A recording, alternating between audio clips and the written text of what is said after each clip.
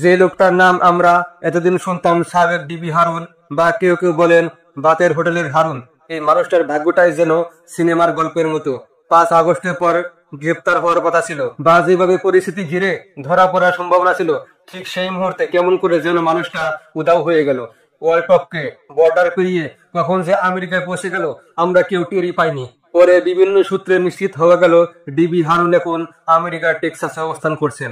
আর শুধু হারুন নয়, পুলিশের আরো অনেক ডিআইজি, এএসপি পর্যায়ের কর্মকর্তা, মোট 87 জন এখন আত্মগোপনে। সরকার পতনের পর থেকে তারা দেশের বাইরে, কেউ আমেরিকা, কেউ যুক্তরাজ্য, কেউ ভারতে। এখন প্রশ্ন হচ্ছে, এরা বিদেশে বসে কি খেলাটা খেলছে?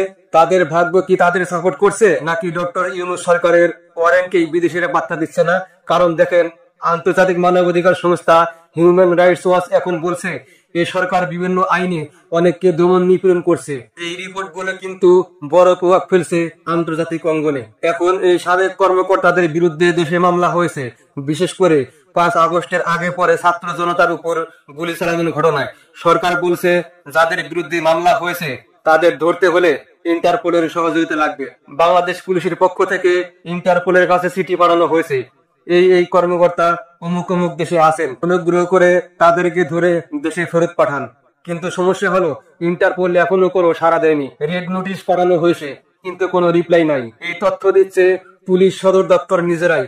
তারা বলছে যেসব কর্মকর্তারা পালিয়ে আছেন তাদের অবস্থান আমরা জানি, কিন্তু আনতে পারতেছি না। পুলিশ সদর দপ্তরের তথ্য অনুযায়ী সাবেক ডিবি প্রধান ডিআইজি হারুন রশিদ এখন যুক্তরাষ্ট্রের টেক্সাসে, অতিরিক্ত আইজিপি মনিরুল ইসলামও আছেন আমেরিকায়, ডিএমপির সাবেক কমিশনার হাবিবুর রহমান অবস্থান করছেন যুক্তরাজ্যে, রুলাই কুমার জোয়ারদার ও সৈয়দ নুরুল ইসলাম আছেন ভারতে।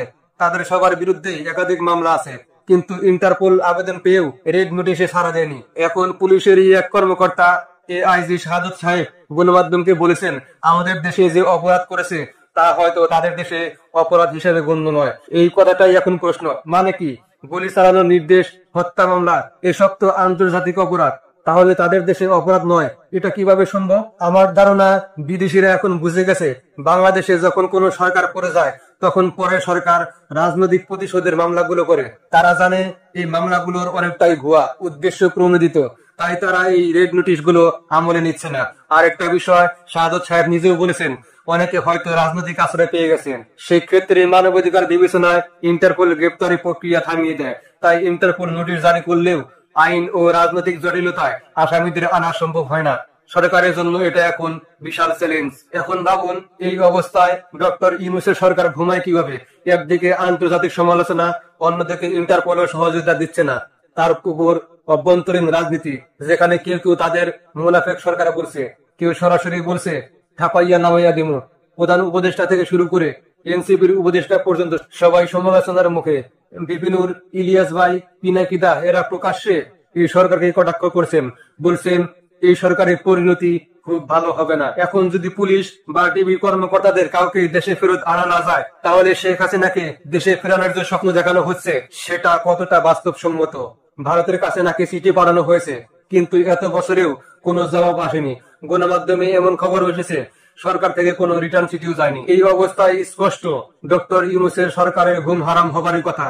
কারণ বাংলাদেশের ইতিহাস সাক্ষী, কোন রাজনৈতিক দলকে আপনি চাইলেও ভ্যানিশ করতে পারবেন না।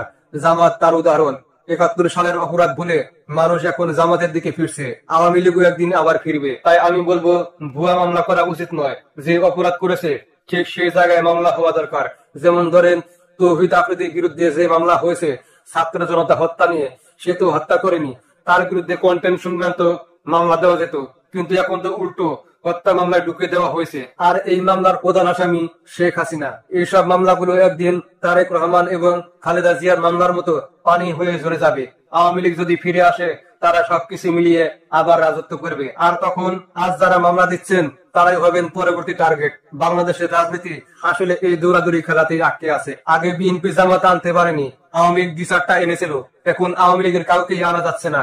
এই বাস্তবতা আজকের বাংলাদেশের রাজনীতি। তাই বলি যে আজ পালাইছে কাল ধরা খাবে, যে আজ মামলা দিচ্ছে কাল সেই আসামি হবে। এই রাজনীতির চক্র থামবে কবে?